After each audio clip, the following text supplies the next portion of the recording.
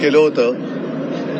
तुम्हाला सगळ्यांना कल्पना असेल की मी एरियल फोटोग्राफी केली होती आणि माझ्या फोटोग्राफीचा विषय छत्रपती शिवाजी महाराजांचे गडकिल्ले हाच होता.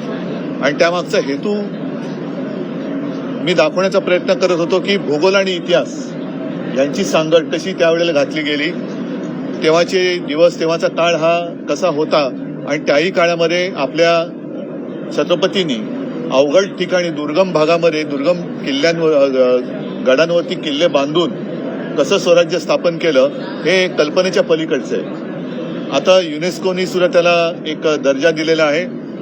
तो दर्जा टिकवणं आणि त्या गडकिल्ल्यांचं संवर्धन करणं हे सरकारचं तर आहेच, पण आपल्या सगळ्यांचं एक कर्तव्य आहे. या निमित्ताने मला आणखीन एक उल्लेख करावासा वाटतो, तो म्हणजे हिरोजी इंदोलकर, ज्यांनी रायगडाचं बांधकाम हे त्यांच्या अधिपत्याखाली झालं. आणखीन काही किल्ले म्हणजे माझ्या ऐकण्यात आलं की सिंधुदुर्ग असेल किंवा प्रतापगड असेल, आणखीनही काही किल्ले असू शकतात. त्या हिरोजी इंदोलकरांनी म्हणजे आपण जर का रायगडावरती गेलो तर तिथे छत्रपती शिवरायांची समाधी आहे, जगदीश्वराचं मंदिर आहे आणि खाली एक पाटी आहे. त्या पाटीवरती असं कोरलंय, सेवेचे ठाई तत्पर हिरोजी इंदुलकर. म्हणजे ह्या सगळ्या आपण इतिहासात ऐकलेल्या गोष्टी आहेत की ते सगळं बांधकाम त्यांनी रायगड बांधल्यानंतर छत्रपती शिवाजी महाराजांनी त्या म्हणजे खुश झाले आणि त्याने विचारलं, हिरोजी काय पाहिजे तुला? तुला काही नको, मला तुमच्या सेवेची संधी देत राहा, मी तुमच्या सेवेला कधीही बोला, मी तत्पर आहे. म्हणजे तेव्हा अशी निष्ठावंत मावळे होते आणि आज युनेस्कोने तो एक दर्जा दिलाय म्हणून नाही, तर त्याची जी महानता आहे ती कायम होती आणि राहील. महाराष्ट्राच्या स्मारकाचं पहिल्या टप्प्याचं काम जवळपास पूर्ण होत आलेलं आहे. दुसऱ्या टप्प्याच्या कामाला सुरुवात झालेली आहे. मात्र जी माहिती मिळते त्यानुसार निधी अभावी काही कामं रखडली आहेत. निधी नाही, काही तांत्रिक बाबी आहेत.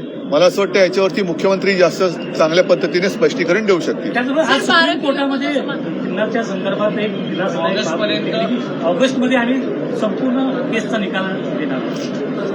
ऑगस्टमध्ये निकाल देणार असतील तर नक्कीच एक समाधानकारक गोष्ट आहे.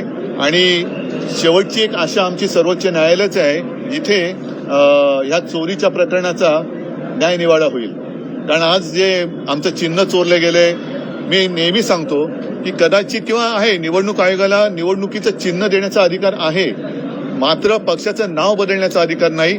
तो निवडणुकी आयोगाचा अधिकार नक्कीच नाहीये. कोणाचं नाव उचलून दुसऱ्याला द्यायचं हा निवडणूक आयोगाचा अधिकार नाहीच आहे, असूच शकत नाही आणि तो आम्ही मान्य करत नाही. हा निवडणूक आयोगाचा अधिकारच नाही की नाव एखाद्या पक्षाचं नाव उचलून दुसऱ्या कोणत्याही येरागाबाळाला द्यायचं.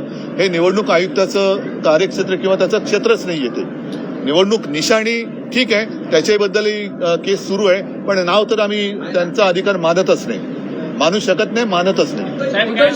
इंडिया आघाडीचं नेमकं काय चाललंय? मगाशी तुम्ही आलात तेव्हा मी अनौपचारिक सगळं बोललेलो आहे. वेगळं